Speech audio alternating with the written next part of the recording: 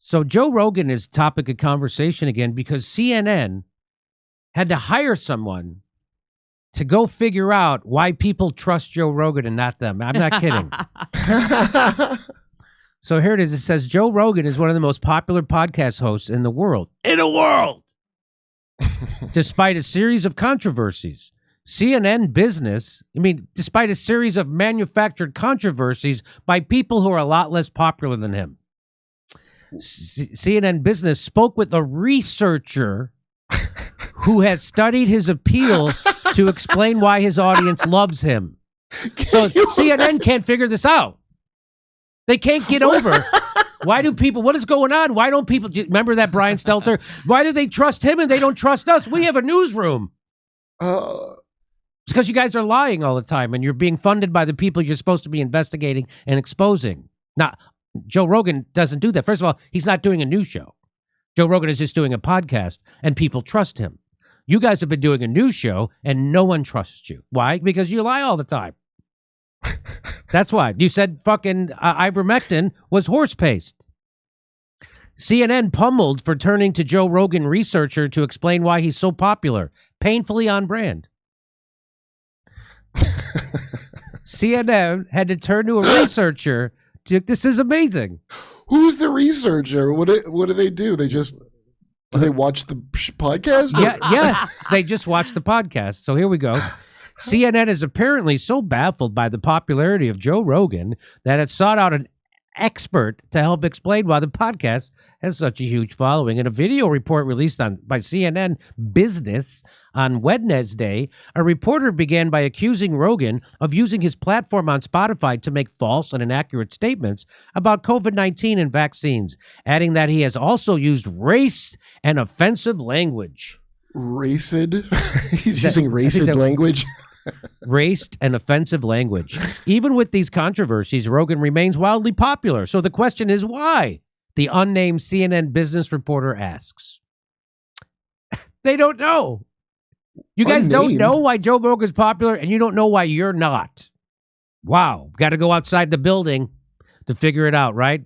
Somebody go outside the CNN building. We got to get somebody else. The report then introduced Gabriel Wisniewski Parks, a research fellow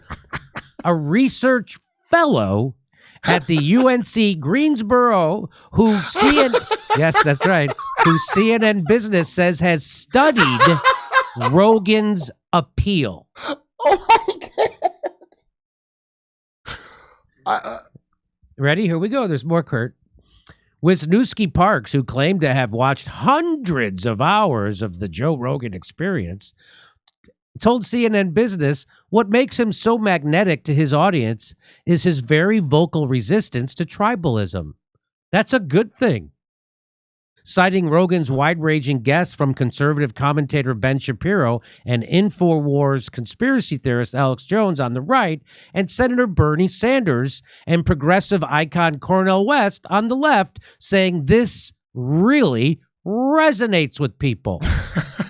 So how much they pay this guy to tell them that people don't like the elitist caste system that has been established? I would love to know. There's more. Joe Rogan's podcast absolutely has the potential to be dangerous, especially when we're talking about communication over a public health issue, Wisniewski Parks said. But it can be just as dangerous if we're going to start censoring, because we need to figure out how to keep open those lines of communication in a way that is both critical and willing to question Joe Rogan's authority, but at the same time recognizes that his appeal and his popularity are already entrenched in his audience, and that's not going anywhere. Oh, my God. So at least this guy's being a little bit of a realist, I think. Well, but it can be dangerous. Anything can be dangerous. I mean, but anybody who's popular can now then say something. That's what he's saying. Who is question Joe Rogan's authority? I've been on the show a bunch. I hung out with a bunch. Never had a thing of authority where I had to. Joe, I don't want to question your authority right now. Joe, I know you're going to get high in the middle of this show, but I don't want to question your authority. This is who threatens CNN. You can literally do a podcast where you're high and you're doing better news than CNN. Let's go one more. Critics blasted the liberal network, CNN, for having to rely on an outside source to crack the mystery of Rogan's popularity.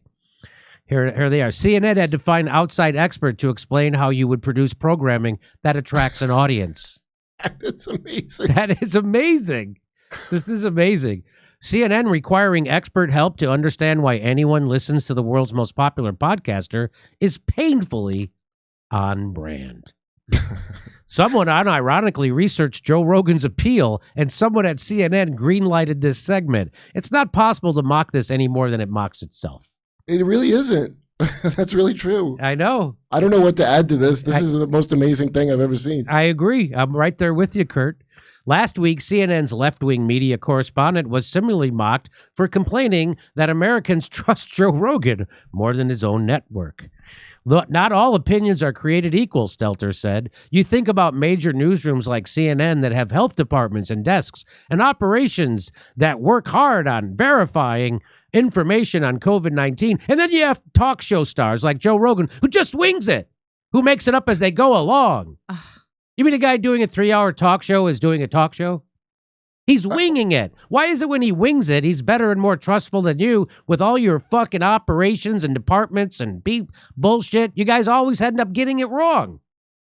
Well, I mean, Brian Stelter has negative charisma. Yes. I assume he's, who's the guy that just got kicked out? Zucker. Yeah. I think he's that guy's son. If you see them together, I think that's like his love. I don't know why he would be hired. Why else would they hire? You're right.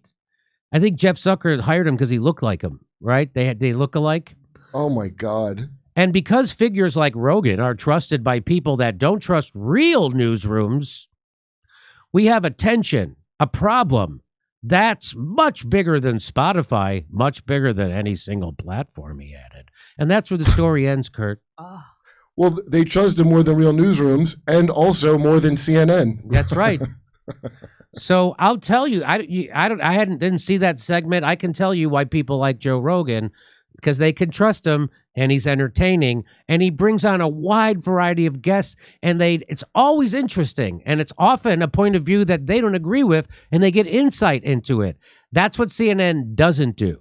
CNN is like the circus for news. Like they try to get people fighting at each other, anything they can do to have a cultural divide, get you to hate the left and the left to hate the right. And that's all that CNN does. That was their strategy. So Jeff Zucker at CNN wanted to turn CNN into the left-wing version of Fox News, meaning everything he would turn into hating right-wingers and Republicans. That was his goal. That was his strategy. And it didn't work. No one's watching fucking CNN, and Fox is still dominating. Well, you can't blame him. He had such success making Trump really big.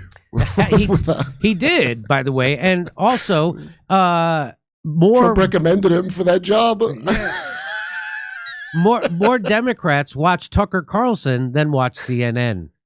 So he lost. So Jeff Zucker's big idea to turn CNN into a left-wing Fox News, it didn't work. Democrats are still watching Fox News more than they're watching CNN. It was a big fail. I think that's why they let him go. I think they were looking for a reason and they found it. And they were like, get the fuck out.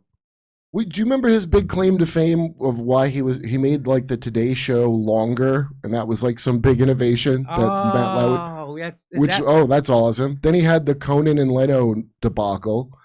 Then when he took over CNN, I remember when CNN started to really suck because it was when the Malaysian plane disappeared. Yes. It's when Don Lemon was asking if a black hole could have swallowed it. Yes. And then all day they would have like computer graphics of like, this is what a plane might look like wet. There was no need to concentrate. I was like, what is this? And that was his big innovation was. That was it. That was it. Hey, we're doing live stand-up comedy in Philadelphia on February 20th. We just added a second show. And February 26th, back here in Los Angeles, go to jimmydorecomedy.com for a link for all the tickets for all our live shows.